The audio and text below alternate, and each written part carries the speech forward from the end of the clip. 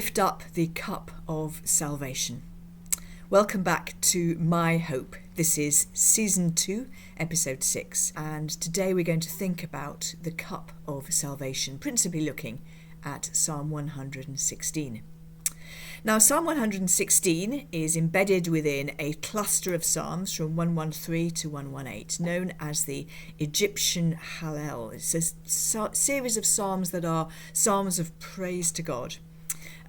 In modern Jewish life, they are recited at the Passover, and there's really good reason where we can see that happens, because there's clear connections with the story of the people of Israel being brought out from Egypt in these psalms. So, for example, Psalm 113, the first in this group, talks about God raising the poor from the dust and lifting the needy from the ash heap to make them sit with the princes of his people. It's kind of general terms, but it sounds very much like the sort of thing that God does as he brings his people out of slavery in Egypt to bring them to the promised land.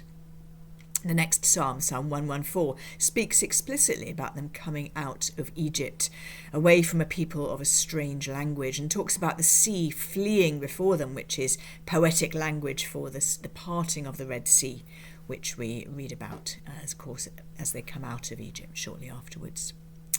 So you can see that these psalms are reflecting on the great things that God has done. Let me read you the first few verses of Psalm 116. You'll notice that the language is of I, not of we. But one of the things we need to appreciate in the Psalms is that so often the I of the Psalms is a corporate I. It's I, the nation, if you like. I, the people of God. So we mustn't over-individualise this. Listen to it with that corporate sense, and you'll hear, I think, the echoes of that redemption from Egypt. I love the Lord because he has heard my voice and my supplications. Because he inclined his ear to me, therefore I will call on him as long as I live. The snares of death encompassed me, the pangs of Sheol laid hold on me. I suffered distress and anguish. Then I called on the name of the Lord. O Lord, I pray, save my life. Gracious is the Lord and righteous. Our God is merciful. The Lord protects the simple. When I was brought low, he saved me. So it's a psalm that begins with this great declaration of God as a redeeming God. God is a saving God. He hears the cry of his people. And we remember perhaps the very beginning of the book of Exodus, which speaks about the outcry, the cry of God's people going up and God paying attention to them. And I think that's at the mind of the psalmist as he retells this story. Now, I won't read the whole psalm, but I want us to skip on now to verse 13, where we read these words. I will lift up the cup of salvation and call on the name of the Lord. Now, what cup did the psalmist have in mind? Well, there's a number of places in kind of the Old Testament sacrificial system, and the sacrificial system was really a system of feasting quite often as much as anything else. There are a number of places where they would offer a drink offering, and they would pour some out and drink before the Lord. So it may well be that he had that in mind in the first instance. But I think a helpful clue for us, is the fact that, as I've mentioned already, this psalm is embedded within a set of psalms that seem to be speaking about the salvation from Egypt. And we know that the salvation from Egypt is commemorated in a yearly celebration, which is the Feast of Passover. Now, we need to be careful not to read modern Passover customs back into the ancient times, because the customs have evolved. But it might be helpful for us to understand that in the modern Passover there are several cups of wine. I can't remember if there's more than 4, but the 4th cup is called the cup of salvation with reference to this psalm. The other thing to notice is that the word for here that we've translated salvation is the Hebrew word Yeshua. Now that is very similar to the name Joshua. Joshua is Yehoshua, and it has the same kind of core Hebrew word at heart. So Yeshua means salvation, and Joshua means the Lord saves. And we perhaps will already know that the name Jesus, the name that we say is Jesus, in the Hebrew language would be Joshua, would be Yehoshua.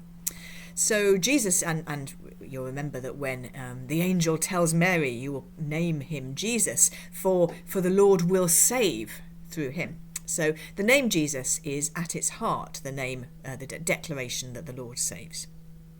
And here we have the cup of salvation with the same kind of core word at its heart. So let's move on then to the Last Supper. Now we know that the Last Supper was a Passover meal. It's not quite clear from the Gospels whether it was held on the Passover or whether it was held in anticipation of the Passover, because Jesus was actually dying at the moment of the Passover. The Gospels are slightly unclear about that, but it is very clear that this was a Passover meal, and at the Passover meal, Jesus and his friends were remembering and celebrating the great event that God did of bringing his people out of Egypt, out of slavery, into freedom. It's also worth knowing, now remember what I said, that we're not quite clear how modern Passover traditions connect with, or how closely they connect with, the ancient ways of celebrating it. But it is very interesting that both Luke and Paul, when he tells us the same story in 1 Corinthians 11, they both tell us that Jesus took the cup after supper, which would be when the fourth cup might be taken. He took the cup after supper, and that's the one that he shares around. And it's also worth noticing that Matthew tells us in Matthew 26 that they sang a hymn before they departed for the Mount of Olives. And it seems likely that this psalm, or this collection of psalms, were being used in this way. As they celebrate the Passover, they sing the psalms that celebrate the Passover. So it is at least plausible that Jesus has this psalm in his mind as he takes the cup after supper and shares it around. And even if he doesn't actually have that in his mind, it is valid for us to make those connections, because this is a Passover meal, this is a Passover psalm.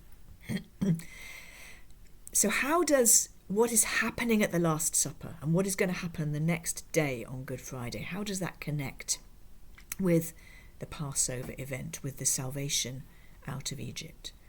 Well, God is a saving God, and what he did in a kind of localized way, a very important but also a localized way at the Exodus, he's now doing fully and wholly in Jesus.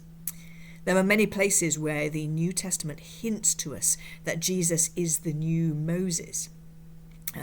If you wanted to follow that up, you might want to think a bit about Jesus teaching on a mountain in Matthew 5-7, in a similar way to the way that the word of the Lord is received on a mountain and delivered through Moses on a mountain at Sinai. You might want to think about about Jesus going up a mountain and his face shining, and look at the connections with the way at times that Moses' face shone. So there are lots and lots of connections. Actually, we picked up on another one a couple of weeks ago where we spoke about Moses feeding the people in the wilderness. Well, God doing it really, of course, through manna, and then Jesus feeding the people in the wilderness in the New Testament. So the Gospels show us Jesus as a new and greater Moses. Moses is the one who, as it were, facilitates this moment of redemption out of slavery, and Jesus, who is achieving the great redemption out of bondage to sin and chaos.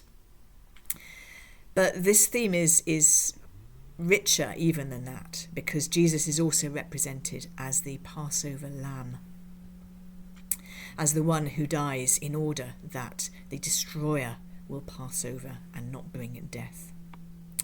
If you're listening to this in real time, as it were, the week that I release it, then you're listening to this in Holy Week. And many church liturgies on Thursday will read Psalm 116. So if you hear it this week, listen to those words. I lift up the cup of salvation. And listen to verse 9, because what has that salvation achieved? I walk before the Lord in the land of the living. And here is another reason why we can have